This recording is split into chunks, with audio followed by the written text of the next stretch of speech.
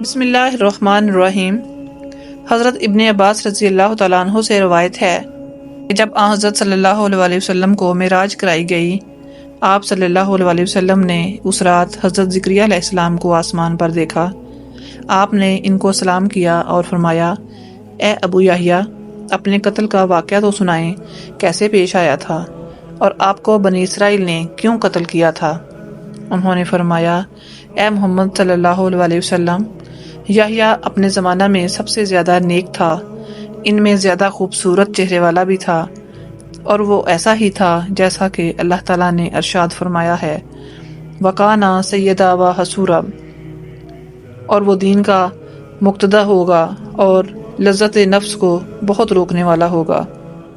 چنانچہ بنی اسرائیل کے بادشاہ کی بیوی اس کی خواہش کر بیٹھی۔ یہ عورت زناکار تھی۔ اس نے یحییٰ علیہ السلام کی طرف پیغام روانہ کیا، لیکن اللہ تعالیٰ نے یحییٰ علیہ السلام کو بچایا اور یحییٰ علیہ السلام رک گئے اور اس کے پاس جانے سے انکار کر دیا۔ تو اس نے یحییٰ کو قتل کرنے کا پختہ ارادہ کر لیا۔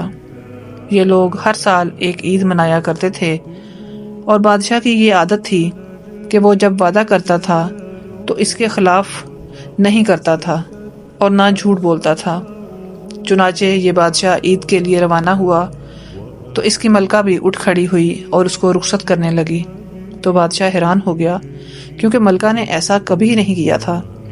جب وہ اس کو رخصت کر چکی تو بادشاہ نے کہا، مجھ سے مانگو، آج جو بھی مانگو گی دوں گا۔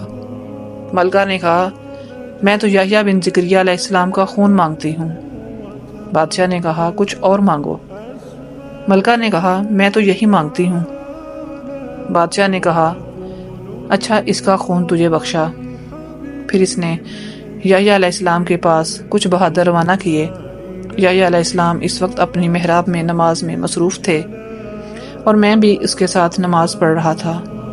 چنانچہ آپ کو ایک تشتری میں ذبح کر دیا گیا اور ان کے سر اور خون کو ملکہ کے سامنے پیش کر دیا گیا۔ حضرت صلی اللہ علیہ وسلم نے پوچھا کہ اس وقت آپ کے صبر کی کیا حالت تھی؟ حضرت زکریا علیہ السلام نے فرمایا، میں نے اپنی نماز نہیں توڑی تھی۔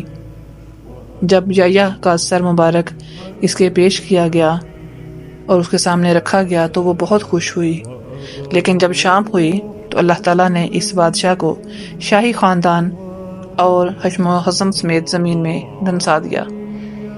جب صبح ہوئی تو بنی اسرائیل نے کہا، زکریا علیہ السلام کا خدا زکریا علیہ السلام کی خاطر غضبناک ہوا ہے، او ہم اپنے بادشاہ کی خاطر غصے میں آ کر زکریا کو قتل کر دیں۔ چنانچہ وہ میرے قتل کرنے کو تلاش میں نکل کھڑے ہوئے، اور میرے پاس ایک ڈرانے والا آیا تو میں ان سے بھاگ نکلا۔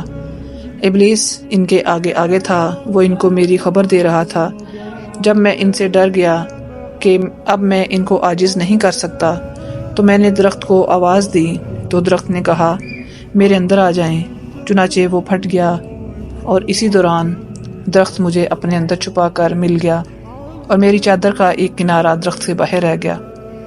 جب بنی اسرائیل پہنچے تو ابلیس نے کہا، تم نے دیکھا نہیں، وہ اس درخت میں گھس گیا ہے، یہ اس کی چادر کا کنارہ ہے، وہ اس میں اپنے جادو کے زور سے داخل ہوا ہے۔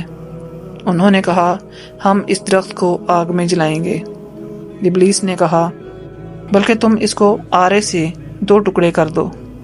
چنانچہ مجھے درخت سمیت آرے کے ساتھ ٹکڑے ٹکڑے کر دیا گیا۔